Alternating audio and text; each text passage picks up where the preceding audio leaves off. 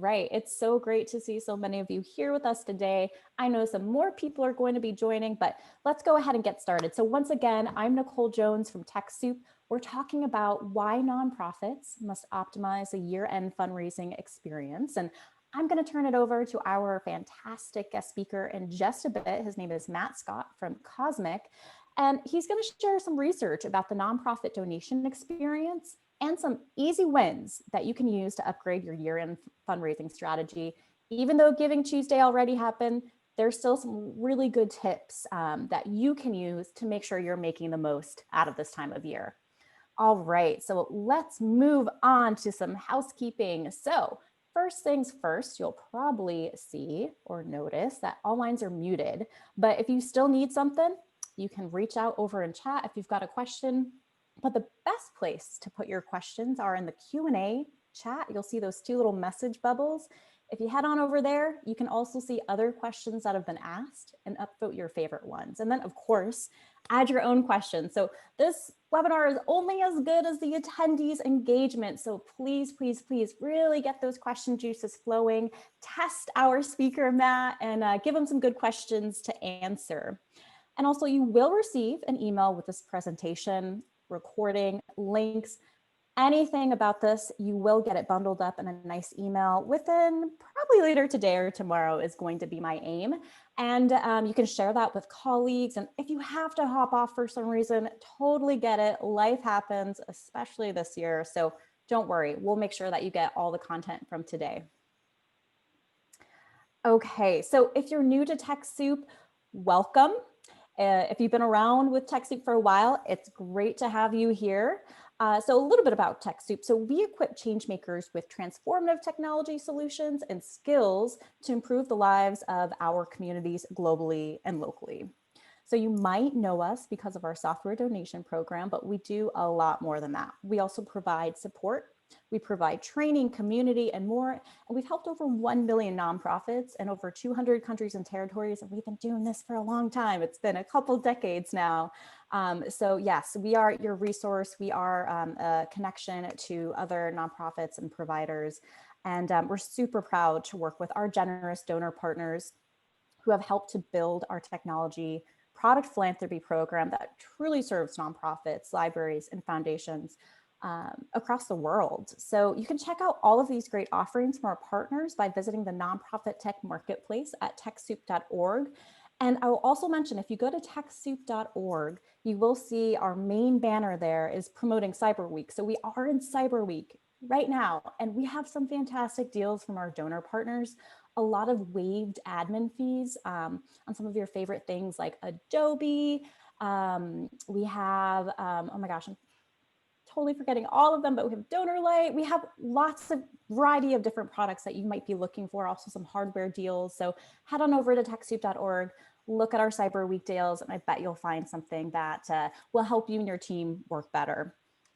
Okay, with that, on to today's content. So we are joined today by Matt Scott. He is an industry-leading nonprofit fundraiser and an innovative leader. He currently leads the Cosmic crew in helping a diverse range of nonprofits raise millions of dollars online. And he's worked with a really eclectic, great group of nonprofits. And I think he'll give a little bit more background in just a bit about his experience. So we'll welcome him on camera now. And while he comes on, hey, Matt, it's great to have you. Welcome. Thank you. It's awesome to be here, Nicole. So we're going to get, of course, we've got, this next hour really devoted to your content and learning more about some of your year-end fundraising strategies and the report that you put together that influences. But before we get this transitioned, let's learn a little bit more about who is with us today. So I'm going to go ahead and launch some polls. They're going to kind of come one after the other. This first one here is, what's the size of your nonprofit? So you have the option of small, medium, and then large. So go ahead, let us know.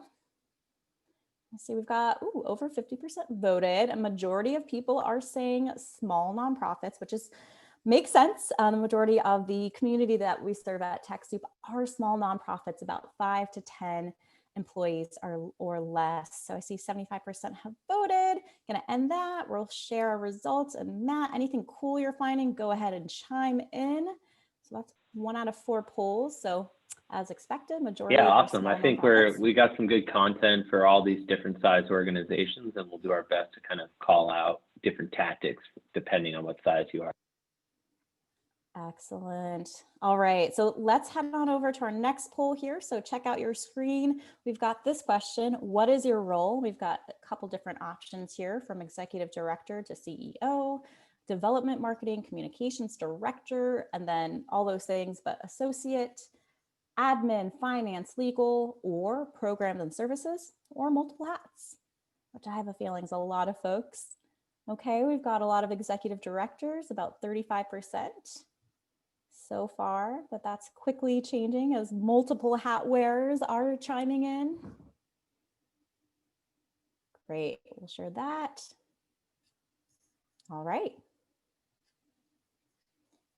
So primarily some EDs with us. Great, let's move on to our third out of 4 polls here. Okay, this next question is very timely. Did you hit your Giving Tuesday goal? So you have the option of: we exceeded our goal, we met our goal, we almost met our goal, we didn't reach our goal, and then we didn't participate in Giving Tuesday. All right, I see almost 60% have voted, and it looks like over half of you are saying you did not participate in Giving Tuesday, followed by about 25% saying we didn't reach our goal. Okay, I'm going to share those results so you can all see. Interesting. So most people did not participate in Giving Tuesday. Thoughts on that, Matt? Yeah, I mean, I'm going to share some. Yesterday we raised over $3 million for our nonprofit clients. A lot of them are small organizations. So I would say, I know Giving Tuesday is a very crowded space, and it's difficult to stand out, especially when everyone is soliciting donations. But I think we're going to share some really cool tips with respects to how to leverage email and storytelling and impact throughout the year, as well as how to optimize your donation page so that when you do participate, you know exactly how to stand out in a crowded space. So hopefully we can give people some confidence going into the rest of year end that now is the time to ask for money. Great. And then we're going to launch our last poll question here, and super excited to get into that content, Matt. But before we do, we've got this question: which channels are you leveraging for year-end fundraising? And it's multiple choice, so you can select as many of these as you would like. The options are email, organic social, paid digital advertising, direct mail, text messaging, and phone calls.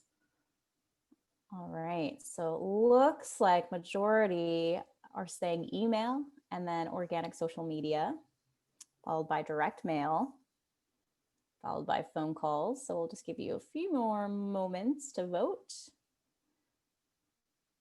Great, let's go ahead and share those results so you can see what your peers said. And yeah, any reactions to this, Matt? I know you're gonna, of course, get more into this, but at first glance. Yeah, not surprised at all. Email is makes up for a third of online giving, and it's also an own channel that's free. So I can see why that's there. But I think we're going to share some tips, especially even if you're a small organization, how you can leverage a multi-channel approach to really increase your ROI from year end. So I would say not surprised at all, but buckle up. We're going to have some really very tactical tips on how you can leverage multiple channels, but primarily focusing on email and donation page today. Super excited. So you are all exactly where you need to be right now. You're going to get a lot of good value out of today's content. So yes, do stick around, but let's say you got to hop off. Don't worry. We will have the recording and the slides, any resource links that we shared sent to you with the email that you registered for this webinar. And that'll be all bundled up for you, delivered to your inbox within the next day or two. So don't worry about that. And questions, please. Anytime you have a question come up, head on over to Q&A, and we will be monitoring that. We'll take some time at the very end to answer those. So without further ado, Matt, please take it away.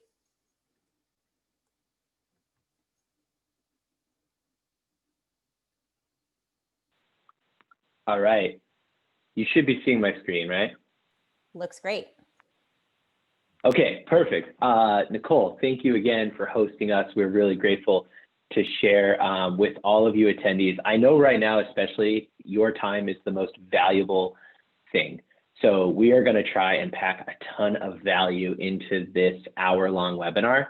But as Nicole said, feel free, pick our brains, throw some questions in there. We love to be caught, off guard or on the spot, and we can provide some guidance.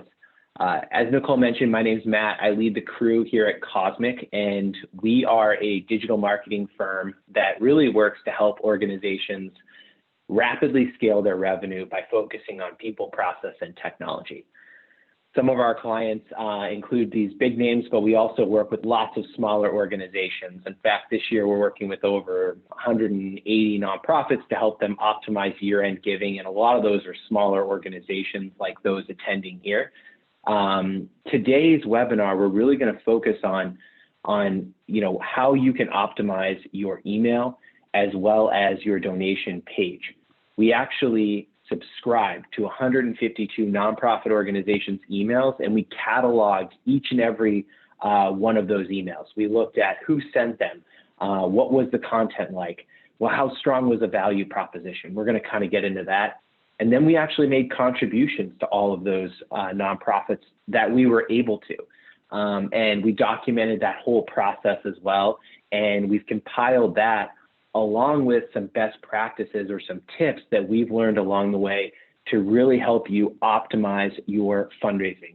So that's what we're going to cover. We're going to go over the research. We're going to also share some examples from yesterday, from Giving Tuesday.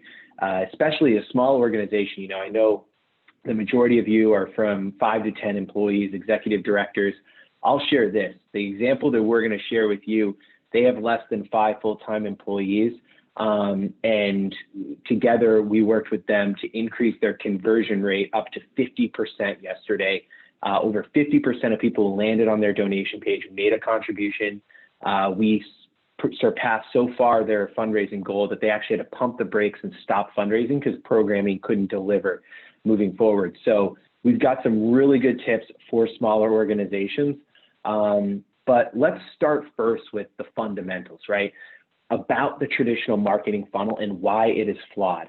This thing visually looks like gravity takes care of things for you, right? You have people come to your website and then they become subscribers and then they give. And then they repeat in their giving. The reason that this is flawed is because it's a lot harder. You know this. You're a frontline fundraiser. You're trying to build your audience. You're trying to engage with your supporters. You know how difficult it can be. It's not as simple as they just come in and they start sliding down the funnel. But that's because the key is how to personalize at scale. Most nonprofits spend all their time talking about themselves instead of talking about their unique value proposition, their unique way of solving a problem in the community. We're going to talk about what motivates somebody to give and how you can optimize both your email and your donation process to really kind of hone in on your unique value proposition. So along the way, there's like tons of little micro decisions, right? These little tiny decisions that a donor has to make if they're going to make a contribution. I know we talk about email in this report. That's what most of you are using to raise money. Let's just look at the number of decisions that go into whether or not I should make a contribution. So I received this email. Do I want to open this email? Do I read this email? Do I want to click on this email?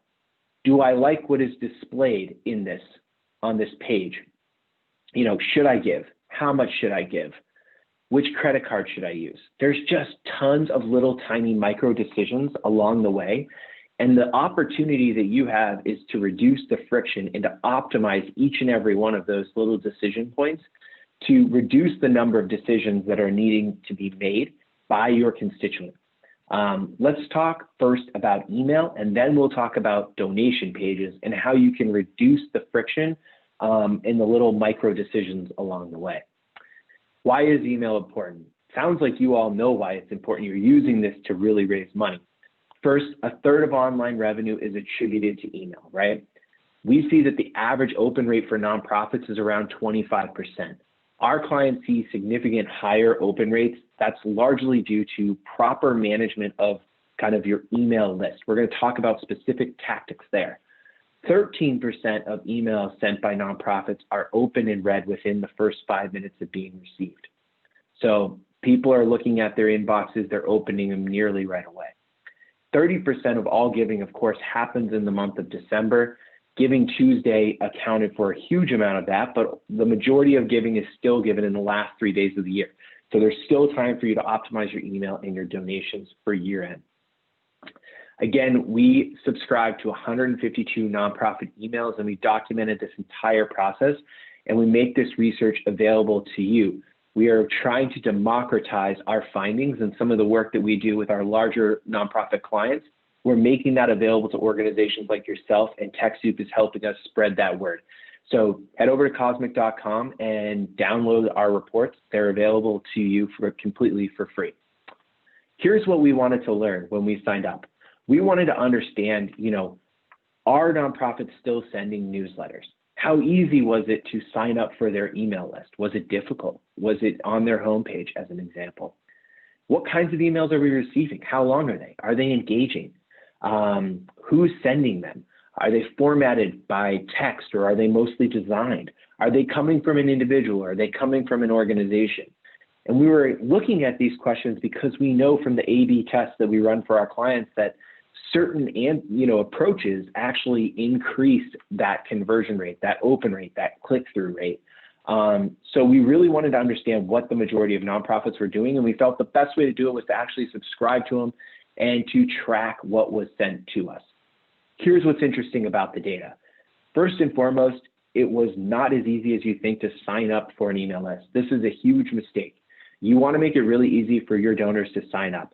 About a third of those organizations, it was easy for us to sign up. For about a third of them, we couldn't sign up for email at all. We couldn't figure out where on their website to actually give over our information and to become an engaged supporter. That's a huge mistake. The second piece is like how you position your value proposition and what it is that you share. These are a couple of examples that we really loved, right? This is like, I knew exactly what we were subscribing to: defending our rights to equality, liberty, and justice. This is from the ACLU of Oregon. Or here's another one from the menstrual movement. You really understand what it is that you can expect as a subscriber. These are really good email signups. Here's an example actually from our client, the USA Basketball Foundation. And what we identified was there were three main reasons why people support USA Basketball Foundation. They either believe in championing women, empowering youth, or promoting social responsibility. These are three big pillars that organization has. To give you an idea of the technology used here, this is actually a WordPress site with MailChimp is their email service provider, and they have Salesforce in between.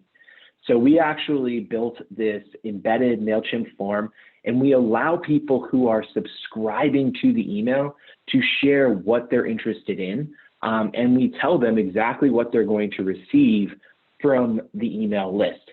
This allows us to segment people from the beginning and send messaging that is uniquely meaningful to them.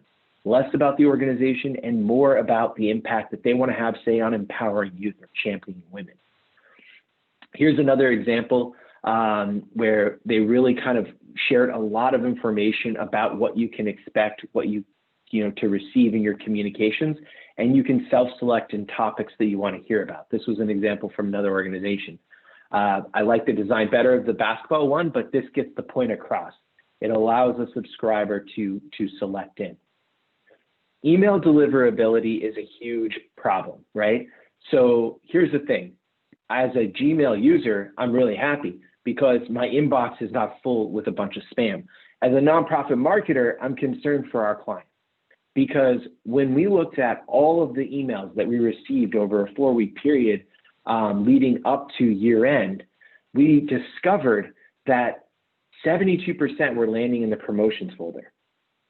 72% were not landing in the primary inbox. Only less than 1% landed in the primary inbox, 25% in updates, and a little under 1% to spam.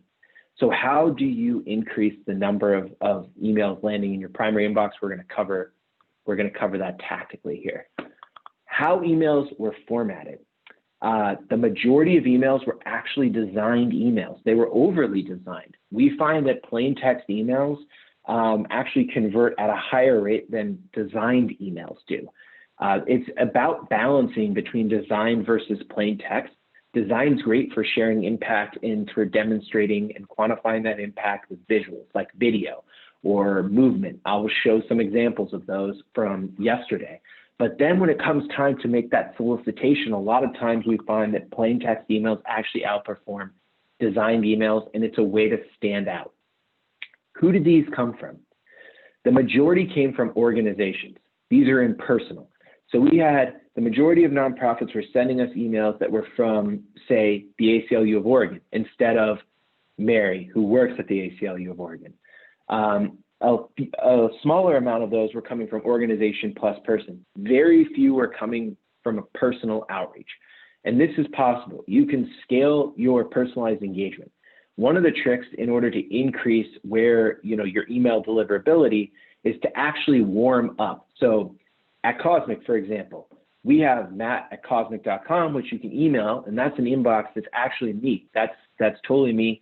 And then we have ms@cosmic.com. It's a secondary email that we use for one-on-one personal outreach. And basically, we have people replying to that email. We have us sending messages. It's more personalized, as opposed to if we send an email from crew at Cosmic. That's when it's going to be more of a marketing email. So you want to increase your deliverability by actually incorporating some personalized email within it. And that's something that you can do even if you're a small organization. You can create a secondary email and warm that email up and increase your deliverability. Let's talk about the anatomy of an effective email. This is a really good email because it shows, it was sent from a person, Brett. It's not overly designed. It's got a little bit of design element, but it's not overly designed. It has a very clear call to action. It demonstrates impact. And so this was a really strong email. We really liked what we saw here. This was an example of how you can kind of thread the needle there between overly designed and personalized email. So some key takeaways here. You got to make it easy for supporters to subscribe. The majority of organizations make that too difficult. Pop-ups actually work. If you're not having like a page with lots of conversion design where you have movement because you're a smaller organization, do the simple things right. Have a pop-up, have a hello bar, have a clear call to action in your footer. Make it easy for someone to subscribe. If you're a more sophisticated organization and you have a designer and you're doing conversion design, then I recommend a landing page. And use movement and text movement and brighter colors and things getting larger in order to call attention to these pieces. The other thing that's really effective, I see some organizations are doing paid digital, lots of you are doing organic, social. One thing that we find really effective for lead acquisition in terms of emails is to actually use the Facebook lead form. And using Zapier, you can tie that directly into either your CRM, like Salesforce or something like that, or into MailChimp as an example. And basically, you're just capturing the email really easily and simply, and then getting them engaged. Personalization wins every time. Send emails from a person, not just from an organization. Addressing supporters by name is key. Other segmentations, like I talked about USA Basketball, championing women versus empowering youth, break out your segmentations. If you're using, I'm going to talk about MailChimp again because it's just so easy for any organization size. You can use groups and tags, and you can basically tag people by interest category and group them by, say, giving. So last year, not this year, monthly donor, new donor, supporter, etc.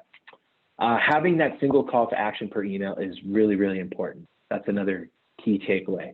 All right, let's address the donation experience. Again, we made a contribution to every single one of these organizations that we were able to, and by that I mean, believe it or not, for a lot of them, it didn't work.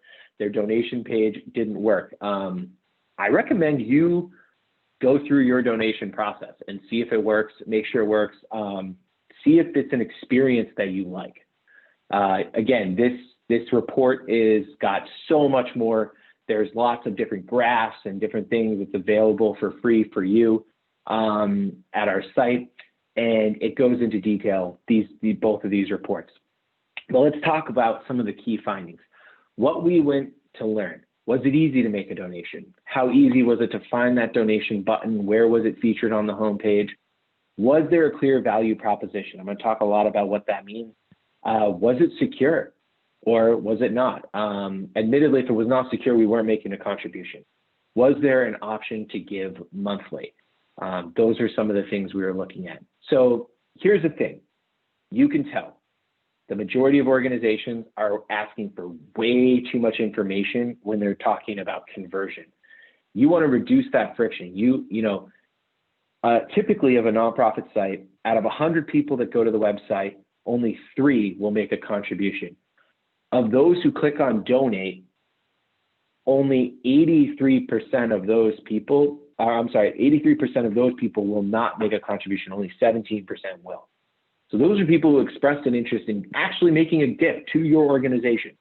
And that is oftentimes because as a donor, as an online donor, we expect what we expect out of Amazon or other best-in-class e-commerce websites. There are tools that exist and are available to you, some of which are free or very low cost, that allow you to reduce friction. Have, for example, digital wallet, Apple Pay, Google Pay, easy checkout. Those are the kinds of things you want. You want to reduce the number of fields that are required to make that gift, and instead ask those questions in a follow-up survey. You can direct people to a secondary page as an example. Here's an example of a terrible donation form. There is just way too much in here. Before I even make a gift, you're asking me about what pronouns I like to use, what my gender or sexual orientation. This is all stuff that you can ask secondary after the gift has been made through a survey. Here's another example, making a gift in honor of or in memory of, matching funds. These are all things that can be done after you actually make that contribution. One of our clients, Greater Good Charities, we actually built this e-cart, like this whole shopping cart experience where you could give to different types of programs, and it was really cool. And because it was built to optimize that checkout experience, right? And after you actually make that gift, like I'm here for the holiday and I'm buying Franny something that supports pets because I know she loves dogs and kittens. Then after I make that contribution through that seamless checkout process, then it asks me, was this gift in honor, or would you like to send an e-card? That's the kind of stuff that can come after checkout, not during checkout. So here's the thing. 90% asked us for non-essential information. 90% asked us for non-essential information. Reduce the amount of friction by reducing the amount of information that you ask for people before they make that contribution. What's non-essential? Phone number, cell phone, leaving a comment, company, your birthday. All these things are irrelevant for actually making the contribution. They can all be asked afterwards. Here's another example. This is way too much. Kind of speaks for itself. I want to definitely leave time for Q&A, so I'm going to try and move a little quicker here. Positioning the donor as the hero. Look, basic storytelling, right? Again, most nonprofits talk about themselves all the time. But we know that people give to a nonprofit because they have an emotional response to your content. You are selling a feeling. That's what you're selling. So you need to give people a feeling when they see and read your content. You have to strike a nerve with their empathy or with kin selection. People give to people like them. They give to their community. They give to people with shared experiences. These are the types of things that you want. So you want to have a really strong value proposition. What do I mean by that? Well, here's an example from Chip Tech. This is a great, strong value proposition. It tells me exactly what my gift will do. It'll help us achieve a vision of safe, inclusive, innovative technology future that includes equal pay, participation, and treatment of women. Then it goes on to have more supporting copy. We find that actually More supporting copy helps. The more copy you have to support that value proposition and provide context, we forget, like, because we work with these nonprofits, we forget that our potential donors don't know about the incredible work that we're doing. So we need to really talk about that and position the donor as the hero in that story. Was the donor mentioned? Less than half the time, the donor was mentioned on the donation page. So again, really kind of speaking to your contribution helps us achieve our vision of insert the rest, right? The majority of organizations didn't even mention the donor. They talked about themselves. Why giving to cat matters. Your generosity saves the lives of at-risk cats and kittens in the Portland metro area and beyond. It goes on to have more stuff. Again, this is a great, strong value proposition. It has really good content. It's interesting, engaging, and it tells a good story. What am I talking about value proposition? There's 4 main components of a strong value proposition: appeal, exclusivity, credibility, and clarity. And like I said, you want to have kind of 4 to 7 sentences to back up what that is, and you want to be clear, and you want to begin to tell a story. So have a story arc on your donation page that's very clear. So appeal, like, how interesting is it? Exclusive, what's your uniqueness? How are you uniquely solving that problem? How credible are you? Are you a trusted partner? Do you have GuideStar seals of approval? Clarity, do I understand what you do, or is it a mystery? That's what you're looking for in a strong value proposition. Let's give an example. This is a good one. Contribute to equality, contribute to a fairer and more equal Oregon with these different options, and it's got some things. This is not. Your gift changes lives, thank you. Your investment enables great things.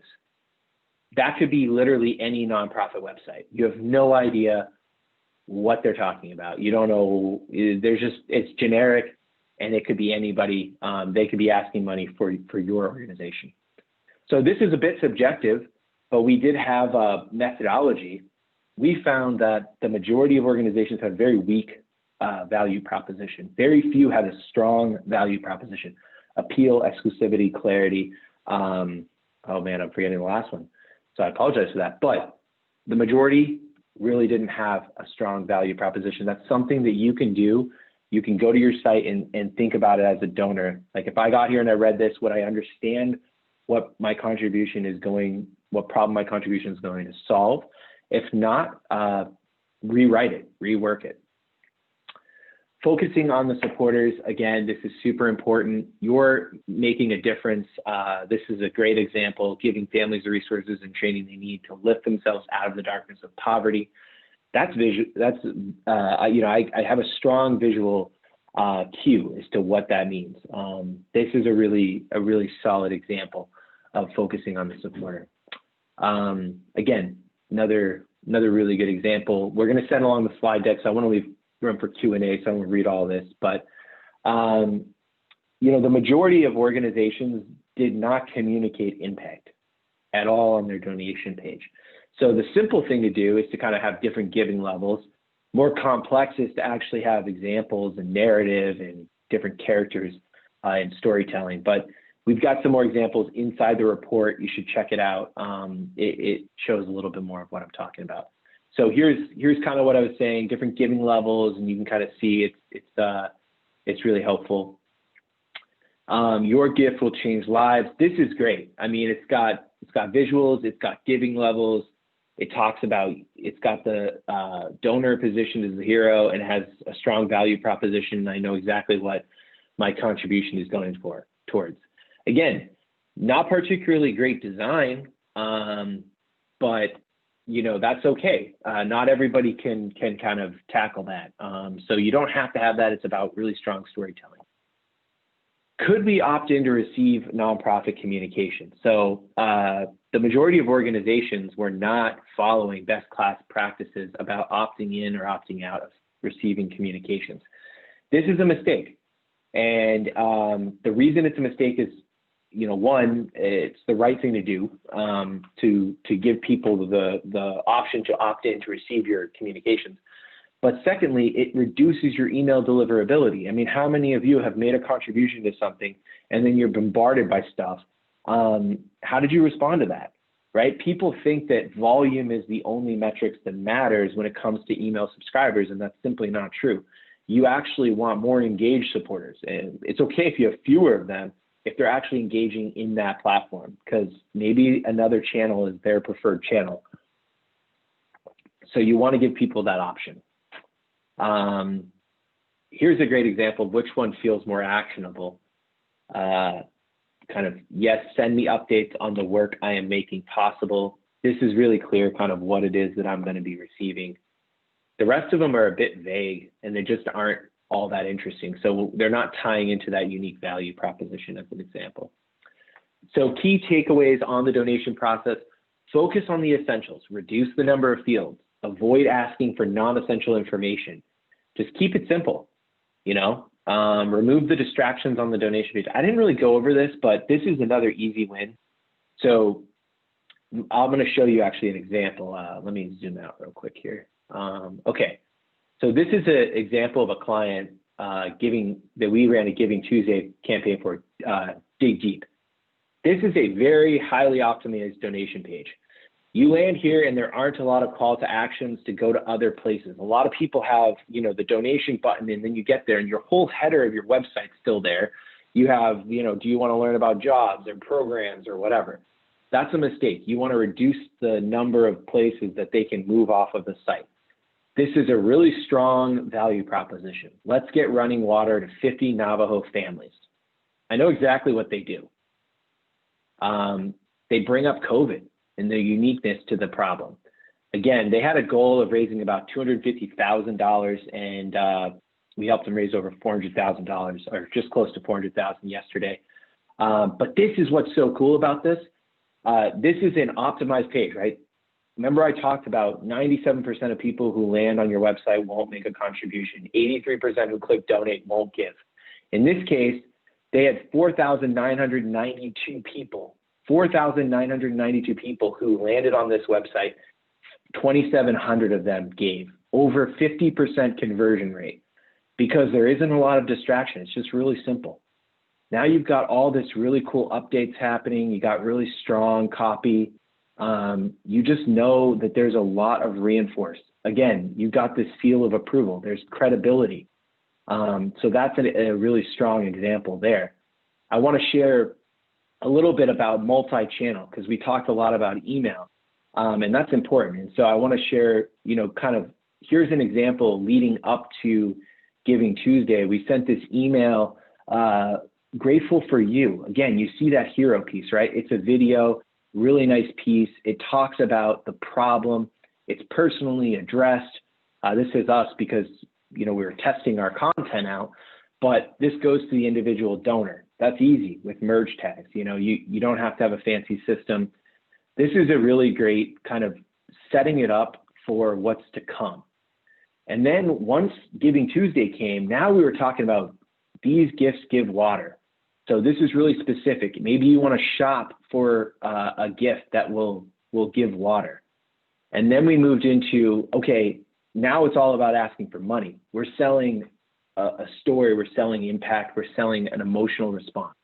And, you know, you can just really see here, there's lots of content that reinforces, you know, what we were talking about. And this was earlier on in the day. So at this point, they'd raised about $45,000. We were trying to fund 2 new water trucks. Again, super personalized. Oops, this didn't load well. There we go. Addressed to us as individuals. Really strong value proposition.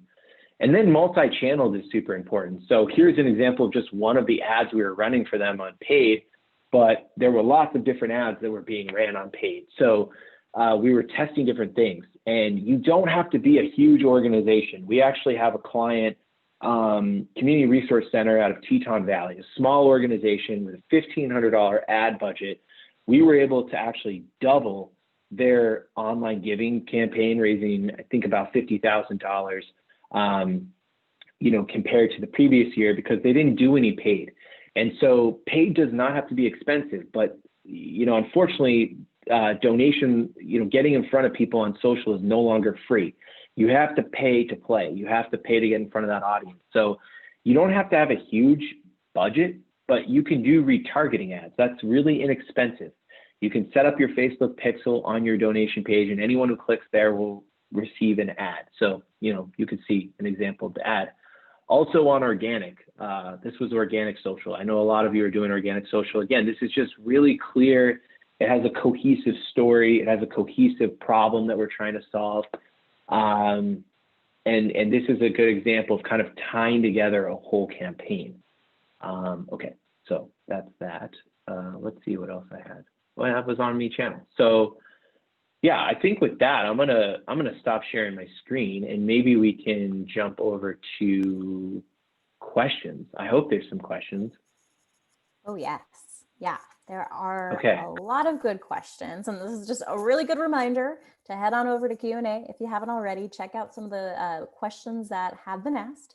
Some of them have been answered. So you can go to the middle tab and you'll see some answered, and keep upvoting the ones that you'd like to hear more about. And that will really help us know which ones to prioritize. So yeah, let's dig in. I'm just going to try to share my slides again real quick, but that's okay. In the meantime, we can start diving into this first question here. So we have this question from Damaris, and Damaris would like to know if you have any tips on engaging more male donors. Okay, I don't know what you're currently doing, but this is what we love about Facebook. It is the cheapest place to build audiences and acquire supporters. It is very easy to look at either other lifestyle brands that maybe relate to people who give to your organization. So you can build a custom audience very inexpensively and get in front of, say, an all-male audience. I don't know what your voice and tone is, but we do a lot of market research where we do qualitative and quantitative market research. So we send the existing supporters of a nonprofit, questions to understand their psyche, understand what brands they like, what their interests are, what kind of message resonates with them. And then that will actually allow you to kind of build your content. The other key thing is through peer-to-peer fundraising is another really good way. So if you can, we have a couple of clients that are very kind of male dominated, particularly in like the veteran space, where what we do is, you have to build a voice and tone and kind of an ethos that connects with that audience. And people, again, support people like them. Kin selection is a huge motivator. So when you think about which type of content to feature, maybe you want to feature that kind of those people that represent their audience. I will say though, I don't know what your organization does. Women give a lot more money than men. So that's the one thing about women are more empathetic and a lot more generous than men. So just one of the many things that they have kind of over in terms of preferred audience. But yeah, if you're trying to target men, those are a couple quick tips. Oh, I think you're on mute. There I am back. Find my voice. All right, let's move to this next question here from Tanya. Is it okay to use PayPal for donations? Thoughts on that? Yeah, definitely. PayPal is a good online fundraising tool. And yeah, I think it's, that's a decent source for sure. There's some others that you can use PayPal as a payment processor that they'll allow, like, ACH or credit card and, different things in Google Pay or Apple Pay, digital wallet. But lots of people give via PayPal, so I don't really see any issue in that. Great. Thanks for that. Let's head to this question from Christine. And I've seen this question pop up a lot, especially now that we are so digital because of social distancing. But what would you say are some additional tips on specifically engaging senior citizens? Oh, okay. Yeah, so it's a bit of a myth that, I don't know how old your audience is, but, senior citizens are definitely on Facebook. So that is one of the things. Second to that is, we didn't talk about it, but we're a huge fan of personal handwritten, notes. Those go a long way with any audience, but they definitely go a long way with seniors. That's another, channel that you can kind of approach it with. Telethons and phone is another really good way to reach an older audience. But yeah, they tend to be on Facebook. So that's good. If you have an older audience, you can actually build a website. If you look to long-term care organizations, there's some nonprofit long-term care organizations as examples where you can kind of filter through the font and you can set your font larger. So that's another thing that you can kind of do to help seniors better navigate your site. Excellent. Great. Let's move to this question now from Carla. Carla asked, does the value proposition need to include exactly what the money will be spent on, or can it be higher level, like solving a specific problem, but not saying how a specific donation will be spent? Great question. Yeah, definitely. It can absolutely be the latter. I give an example. Like this is a little I know Techsoup probably has. Maybe you could share what yours is, Nicole. Like ours, like we help organizations, nonprofits rapidly scale revenue focused on people, process, technology. Right. That's very niche. Is a very specific goal. Like you kind of understand what we're about, what our goal is. Right. You don't really know the how. The how is kind of reinforced in other parts of content. So the same is true for a nonprofit organization. Your value proposition can be, a bit more broad, and then the supporting copy should tell people kind of how you execute your mission, your unique value proposition. So that's kind of my take on that. Excellent. Thanks for that, Matt. And great question, Carla. And a reminder, we've got still lots of time here for Q&A. So head on over to Q&A. If you haven't asked a question, now's a great time. Really test Matt. He's got just so many resources to share and tips here. So let's go to this next question. Tanya says, Cosmic appears to be a great resource. Agreed. What is the first thing you would suggest that we do during these last 21 days of December? Like the first thing, what would you recommend? I don't know. The very first thing to do is go to your website and try to make a donation and be like, okay, how was that experience? Is there anything that we can do to improve that experience, reduce friction, reduce the number of required fields? Can we make it so that people land on a landing page instead of our website? So for Giving Tuesday, for Dig Deep, that example, like take over the website. This is the time. People are being driven to your website to give. There's no need to have them go to your standard website. Have them go to a landing page with a single call to action to donate. Like that's just real easy, and doesn't require a lot of work to take things away. So I would say make a contribution, see what that experience is like, and go after that. If I were going to just do like one thing, that's probably what I would do, to try and look for ways to optimize. Great. Let's take this next question from Ashley. Ashley asks, do you have any good resources that show more behind Facebook algorithms? Our small nonprofit used to get a lot of engagement on Facebook, but with all the recent changes to the platform, we've seen our numbers and analytics go way down. It's frustrating. Feel that pain. Yes. Yeah, totally. I don't know if you can respond in the chat if you're talking about organic versus paid. Chances are you're talking about you used to have lots of organic social reach and engagement. Bobby, who's on our team, is really an expert. She's found that about 5% of your followers will see organic, social. So if you post something organically, only 5% of your audience now will see it. So you're onto the right path. And the truth is, you got to pay a little bit of money around paid, and it doesn't have to be a big budget, but you got to do it to get in front of more people, boosting it. I mean, I'm talking just a few bucks can really make a big difference. Unfortunately, if I knew the algorithm at Facebook, I probably wouldn't be having this call. I would be on an island somewhere making big donations to your nonprofit. So I don't know how they do that, but their algorithm is a close kept secret for sure. But but that would be my recommendation, is like, just go ahead and spend a little bit of money. Just even try like $100 and see what kind of reach you get on a post. Great advice and great questions. Keep them coming, everyone. We've got, excuse me, a really good diversity of questions here. Let's move to this next one from Kyle. What is the difference between my website and a landing page? Oh, great question. Okay.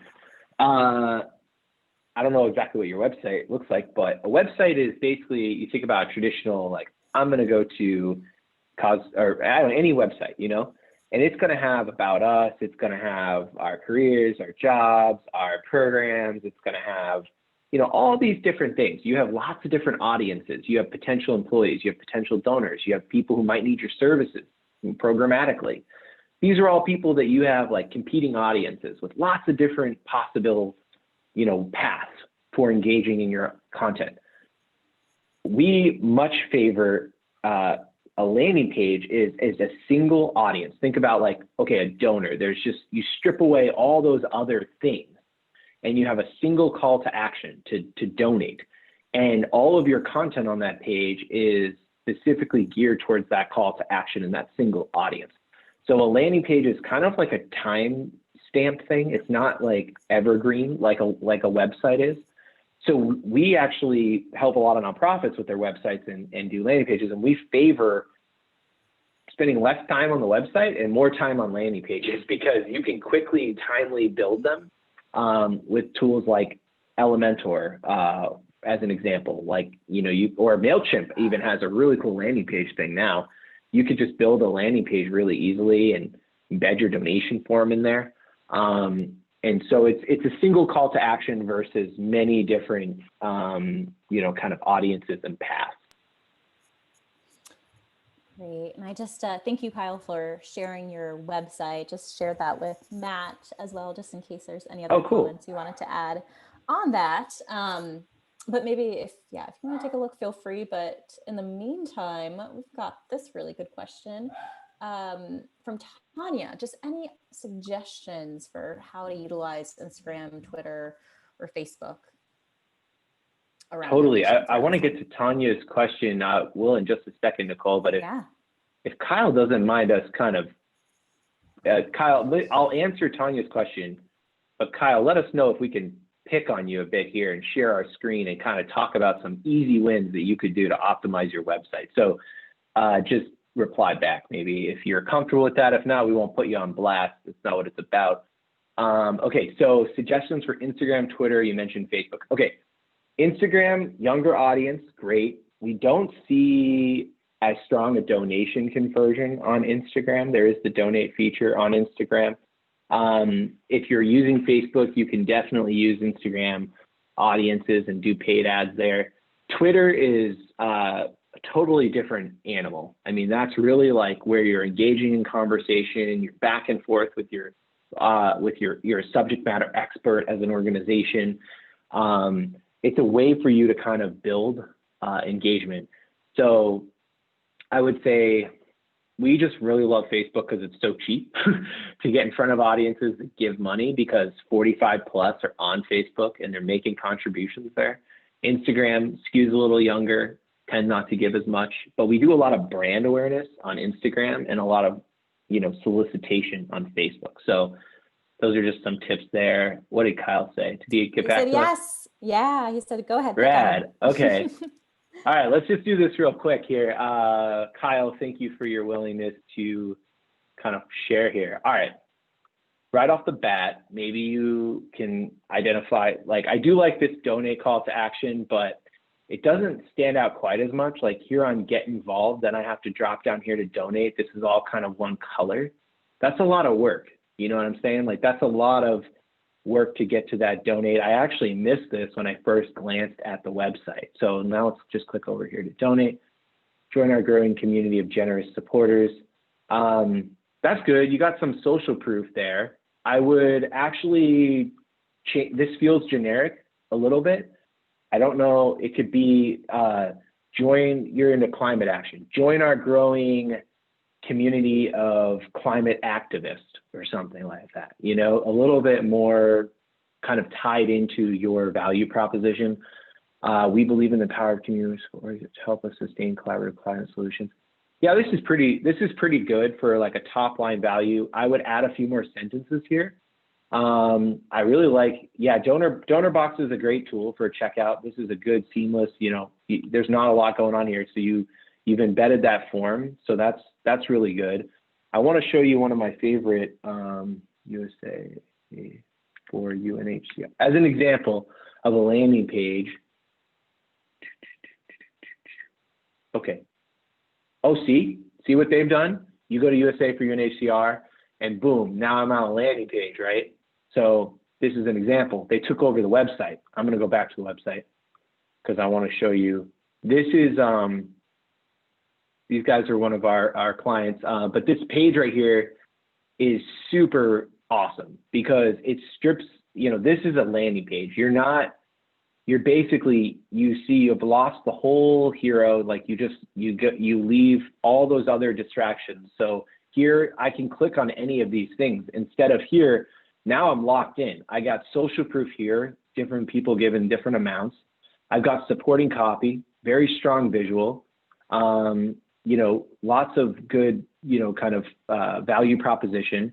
Here's DAF Direct is a really easy tool to implement because donor advice fund giving is way up. And then here you can just kind of go through the process and make the donation. So you can see that this is streamlined. It's simple, it's clean. You've kind of taken it away where here I can still kind of leave the site. So that's kind of what I meant. And maybe we'll do a little quick audit of your site, Kyle, for appreciation. I'll send you over a few more things, you know, after. So thanks for your willingness to let us talk through yours. All right. We have time for one more or no? I think we've got to wrap. Yeah, I think we have to wrap, but all right. I'm just including our survey, our post-event survey too. And yeah, we'll share the questions with Matt and his team. We'll try to do our best to get to the ones we weren't able to answer, but everyone, thank you for engaging. This has been an incredibly engaged group, super solid questions. Can really tell you all are working hard and thinking about it a lot. So Matt, a million thanks. Again, this stuff couldn't come at a better time. So super appreciate it. Yeah, maybe any like kind of final thoughts as I start to do my wrap up and let folks know about some things before we part ways. Yeah, first, thank you so much, Techsoup, for having us, giving us this platform, this audience. We're very grateful for our partnership. We love the content and the stuff that you put out. So you're such a resource for our community. So thank you for that. In terms of parting advice is to say, like, take action. Inaction is the only mistake at this point. You still have time. You can do some simple things to drive revenue, but do it. You know, I know a lot of people didn't participate in Giving Tuesday. You should absolutely be out there soliciting donations. You have to ask for money if you expect to raise any money. So don't be shy. Get out there and start asking. All right. Nicole. Matt, thank you. Thank you for that. Really appreciate it. And before we part ways, just want to make sure you all know that it is Cyber Week right now. It's happening, but it ends Friday.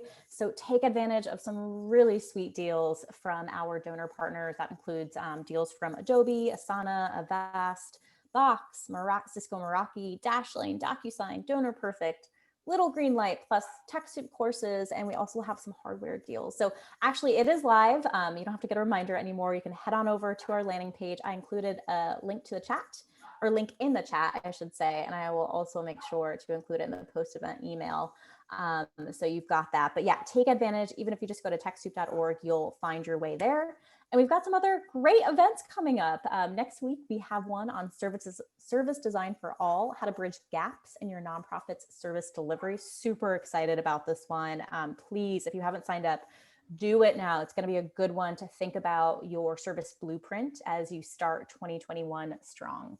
And then we also have one on the 15th about PPP forgiveness and payroll during year end for your nonprofit. So super timely as well. So check these out at techsoup.org/community-events and our survey. Don't forget to take our survey. That helps us to create the best content for you all. That's who we serve. We care about making sure you are supported, you are trained. So let us know what we can do better, what worked well, all that. And we look forward to hearing from you again. So thank you for being with us. I know there's a million things you could be doing right now, but you spent your time with us learning, educating yourself so that you can go out and make a good cause even better. So thank you all. Have a wonderful rest of your day, evening, wherever this finds you, and we'll see you around real soon. Bye, everyone.